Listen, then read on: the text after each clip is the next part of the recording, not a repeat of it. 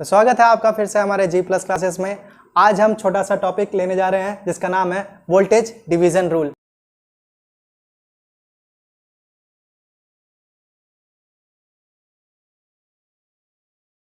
तो voltage division rule कब apply होता है तो ये भी जान लीजिए आप, जब सर्किट सीरीज में होगा तभी वोल्टेज डिवीजन रूल अप्लाई हो सकता है। ये नोट बना के आप लिख लीजिए, क्योंकि वोल्टेज डिवाइड कब होता है, सीरीज में होता है, और पैरेलल में तो वोल्टेज सेम होता है, तो वहां पे वोल्टेज डिवीजन रूल नहीं, करंट डिवीजन रूल लगेगा।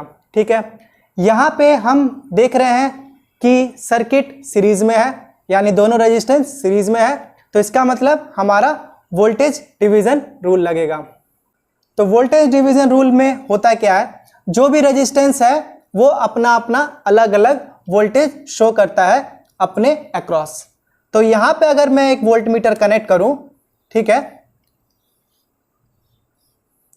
वो जो मेजर कर रहा होगा वो इस सप्लाई वोल्टेज को मेजर कर रहा होगा, और ये वोल्टेज रेजिस्टेंस के अक्रॉस मेजर कर रहा होगा, और ये वोल्टेज इस रेजिस्टेंस के अक्रॉस मेजर कर रहा होगा। तो लेकिन अगर इन दोनों का सम देखा जाए तो दोनों ही इसके बराबर में आएगा।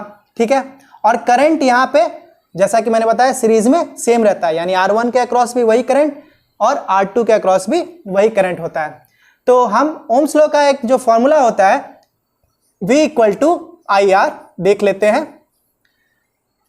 तो वोल्टेज कितना होना चाहिए, जितना करंट जाए और जितना रेजिस्टेंस हो उन दोनों का मल्टीपल होना चाहिए। तो यहां पे देख रहे हैं आप कि करंट तो सेम ही है, पर वोल्टेज चेंज किसके वजह से हो रहा होगा, रेजिस्टेंस के वैल्यू की वजह से हो रहा होगा, और जितना रेजिस्टेंस ज्यादा होगा उतना ही ज्यादा वोल्टेज भी होगा। तो डायरेक्टली यहाँ पे रेजिस्टेंस के अक्रॉस जो वोल्टेज होगा वो डायरेक्टली यहाँ के रेजिस्टेंस से प्रोपोर्शनल होगा। तो ठीक है, तो हम अगर V1 निकालना हो, हमको V1 निकालना हो, तो हम इसका रेजिस्टेंस और इसका रेजिस्टेंस अगर हमें पता है और हमें ये वाला वोल्टेज ही पता है, तो ये वोल्टेज जितना भी होगा वही वोल्टेज इन दोनों में डिवाइड हुआ होगा, यानी R1 में जितना डिवाइड हो रहा होगा वो अगर निकालना है तो वही हमको V1 देगा। उसको डिवाइड किससे करेंगे, इन दोनों के सम से। ठीक है, R1 प्लस R2 से। ठीक है, और V2 अगर हमें निकालना होगा तो हम क्या करेंगे, वही सेम वोल्टेज जो लेंगे उसको हमको डिवाइड करना पड़ेगा किसमें, R2 में। तो R2 से मल्टीप्लाई करके डिवाइड कर दीजिए इन दोनों के सम से, तो R1 प्लस R2। बस यही सिंपल सा फॉर्मूला आपको अप्लाई करना है V1 और V2 की वैल्यूज। तो इसको हम छोटा सा एक न्यूमेरिकल की तरह ले लेते हैं। अगर मैं इसको 10 ओम ले लूं और इसको अगर मैं 20 ओम ले लूं और यहाँ वोल्टेज में 30 वोल्ट ले लूं, तो आप बिना इस फॉर्मूला के भी इसके अक्रॉस वोल्टेज निकाल सकते हैं। कैसे, तो हम अगर पहले करंट डिटरमाइन कर लें, I = क्या होता है, V/R होता है। ठीक है, तो V हमारा पता है 30 वोल्ट है, और R कौन सा, R इक्विवेलेंट, क्योंकि करंट तो इन दोनों के होते हुए जा रहा है ना, तो R1 प्लस R2 कितना हो गया, 10 प्लस 20, तो ये 30 कैंसिल होके 1 एम्पियर आ जाएगा।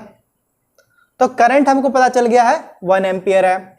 तो हम V1 = निकाल सकते हैं। V = क्या हुआ, I × R1, I × R1, I हमारा 1 निकला और R1 की वैल्यू 10 है, तो ये हो गया 10 वोल्ट।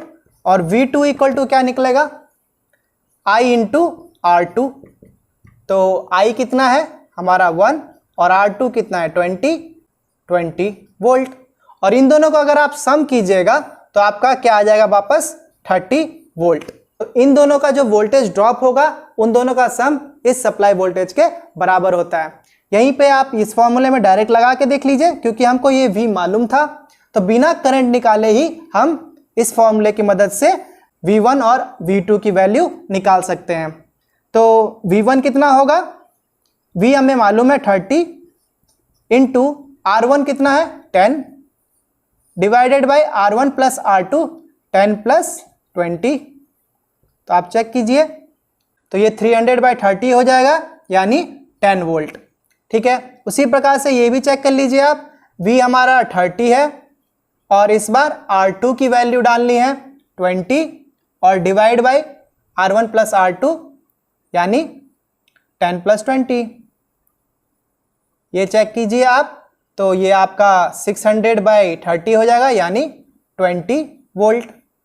तो आपका सेम रिजल्ट आया।